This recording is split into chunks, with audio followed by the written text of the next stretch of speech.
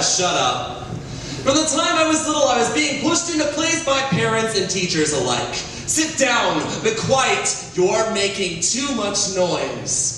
But I was a free-spirit child. A voice box, a bullhorn, and speaker sets. A dinosaur who roared and stomped. They don't whisper, why should I?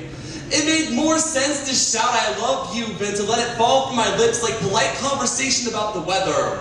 Paul, what did we tell you about yelling? Color within the lines, Paul. The red stays inside the picture of the kitty. But what they didn't know was I was drawing a devil kitty hellcat. And they do whatever the fuck they want. The adults were not pleased with this. It was more important that I fall into line and obey their rules. In 9th grade, I told my parents the other kids mercilessly called me faggot. My father could only ask, are you? My first lesson on how to build a closet. Construct a blueprint of silence. Bury my identity.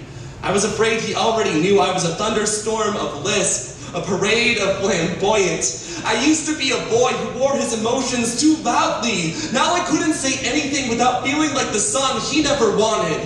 The boy the other kids mocked, who nobody wanted to sit with at lunch. I never wrote a suicide note. I planned on killing myself by the end of every year from 8th grade through high school. Now, I watch the news and memorize the faces of kids who didn't make it.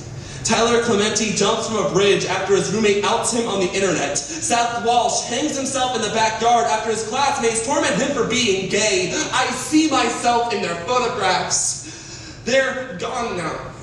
And I'm left wishing that I could have been there for them. I want to hear what they would have had to say. There are too many queer kids who find the exit signs early, who take be quiet a little too literally. This is for the kids who do not know how to shut up, singing at the top of their lungs and dancing on dressers. Some of you will stifle yourselves in fear, but every joyful outburst will expose you. You will hide inside yourself in silence. But keep talking. You have a voice. It is beautiful. It is just as important. We adults are the ones who need to listen.